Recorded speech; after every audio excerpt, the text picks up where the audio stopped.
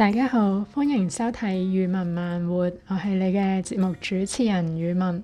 今集我想同大家分享一下一周嘅慢活小餐嘅餐單可以係啲咩呢？同埋我哋一齊探討慢活嘅本質。我好開心可以同你一齊踏上呢一段慢活嘅旅程，邁向更用心嘅生活方式。喺呢個充滿住喧嘩嘅世界入邊，好容易陷入日常生活中嘅混亂。但如果我話俾你知，仲有另外一種方法呢？慢生活並唔係指以蝸牛般嘅速度去做每件事，或者完全避開科技。佢係關於活在當下，有意識感，並喺簡單嘅時刻入邊揾到快樂。例如放慢腳步去欣賞生活嘅美好，同心愛嘅人一齊享受一頓家常飯菜。第一日嘅餐單係 brunch in bed， 自製嘅豬柳蛋漢堡。喺家人嘅手中接過呢個漢堡，分外滋味。下午茶係朱古力奶配 cream cookies。因為想履行慢活小餐，所以就將一日由3餐縮為2餐。中午瞓完午覺之後，可以食啲果仁或者餅乾之類嘅小食。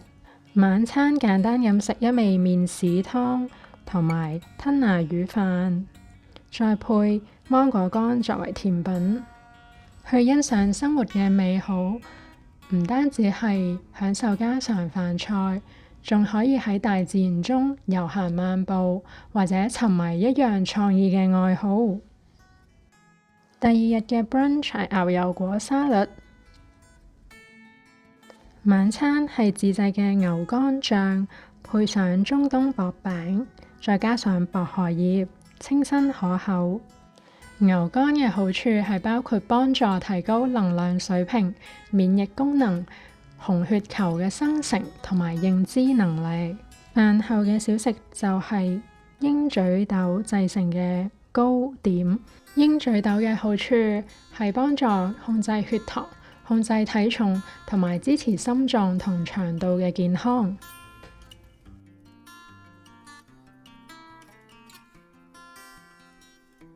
有時生活嘅小驚喜都可以係因為買咗一個新嘅家電，例如新嘅氣炸鍋，入邊煮到美味嘅食物而感到開心。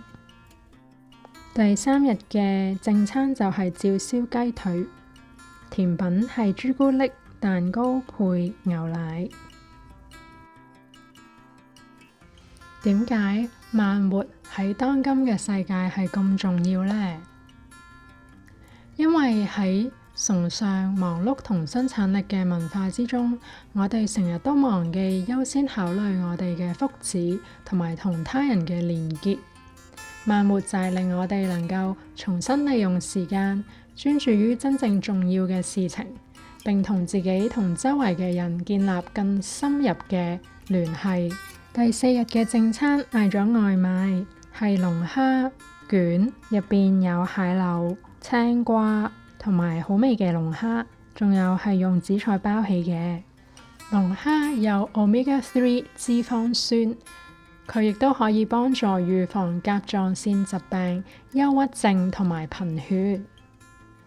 第5日就去超市嗰度漫步咁樣搜羅有啲乜嘢新鮮嘅食材。有時唔想煮嘅話，可以買熟食。呢個套餐入邊包括牛肉丸同埋薯蓉，仲有雞扒。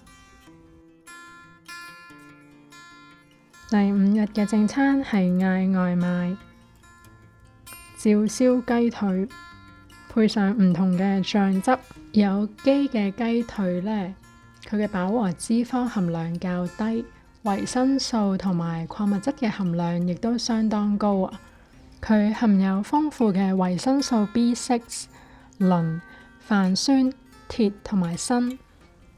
第6日嘅主菜就係牛仔骨，配菜係西蘭花同埋蘑菇。牛仔骨提供到生活所需嘅維生素 B12 同埋 B6。而家係甜橙當造嘅季節，所以飯後果有點少得。甜橙呢？第7日嘅正餐係外賣焗三文魚壽司，非常好食啊！好啦，講到尾，慢活係一種有意識嘅選擇，以意圖正念同埋真實嘅方式生活。我好多謝你同我一齊踏上呢一段緩慢更有意義嘅生活方式嘅旅程。請繼續關注語文慢活。同埋，我哋會深入咁探討有意生活嘅藝術。請記住啊，人生唔係一場競賽，而係一趟值得細細品味嘅旅程。多謝你嘅收睇，我哋下集見。